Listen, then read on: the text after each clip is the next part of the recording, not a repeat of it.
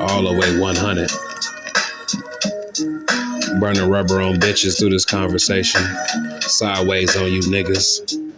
Yeah, we back with another one. We gonna chop it up about some of this real shit real quick. And I'm gonna let you get on with your evening or early morning. You know, these is hustling hours. What you know about that? I remember back in the 90s, not currently, motherfuckers used to be so savvy with their hustle, they would keister their shit and tuck that shit between butt cheeks and pull that shit out and serve you a 40 piece. Yeah, I remember that. It was real tactics. I remember going to different areas in different parts of the states in the Bay Area, and motherfuckers would have 20s wrapped up in plastic, put them under their tongue and call them spitters. Yeah, I remember that. I remember dope boys in the 90s used to trick off their dope sack and get hair from smokers. Yeah, it was real trickish back then. It was the beginning stages of tricking. I remember that. Real shit though. I remember getting 50 dubs, trying to get to 100. 100 trying to get to 2. You keep that 50, you spend that 150, you got a quota. Now you trying to get that 3. That 3 will get you 6. You can spend the 4 and get the half.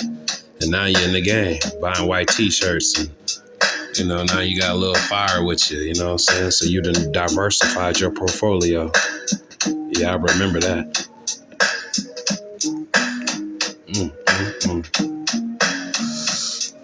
It was good times and bad times, but these times were like way back in the day.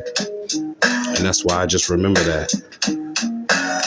I remember niggas used to come around talking that shit and get fired on. We didn't accept that bullshit. Nigga sock you in the back of your motherfucking head or in your mouth with that bullshit. We called it getting fired on. Yeah, I remember that. I remember socking niggas out, going in their pockets, opening up their wallet, and the nigga only had $8. Low vibration. But I remember that. That was in the 80s. I remember knocking work, and she was from out of town, didn't have no money, wanted to go to go get some of that. And it went well, but she took off immediately because I was a green bean. Yeah, I remember that. Shit, that was 1995. Yeah, I remember that. I remember niggas used to talk that shit and go to school and get their ass whooped. Yeah, I remember that. Niggas was really catching phase back in the day. There was a lot of real motherfuckers around. I remember that shit. Yeah, I definitely remember that. I remember knocking light skin work because that was the preference back in the day. And they wasn't as bougie. They wasn't as stuck up. Yeah, I remember that. Motherfuckers used to go to the football games, the basketball games for other schools and knock their light skin work. Yeah, I remember that.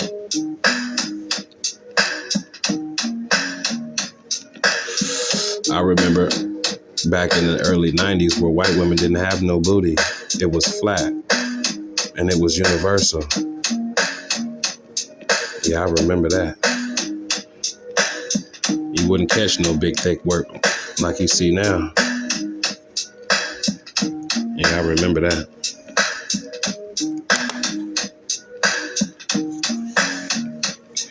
I remember hip hop music used to be about empowerment, teaching our culture how to survive the struggle and different scenarios about the struggle and how to embrace and come up as a people and stop the killing and stop the violence. Stop the self-destruction. Before it went mainstream and went to gangster rap. Yeah, I remember that.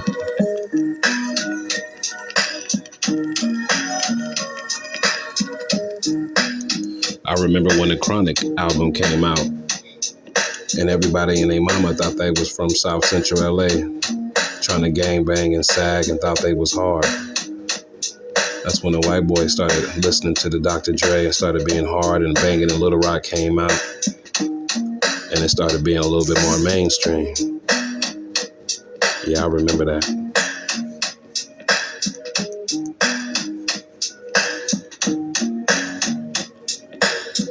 I remember when it was times motherfuckers couldn't pay rent. Had to get an extension cords from the next door neighbors and put it in the house so you can use electricity, so you can get through to the next day before you make them payment arrangements. Yeah, I remember that.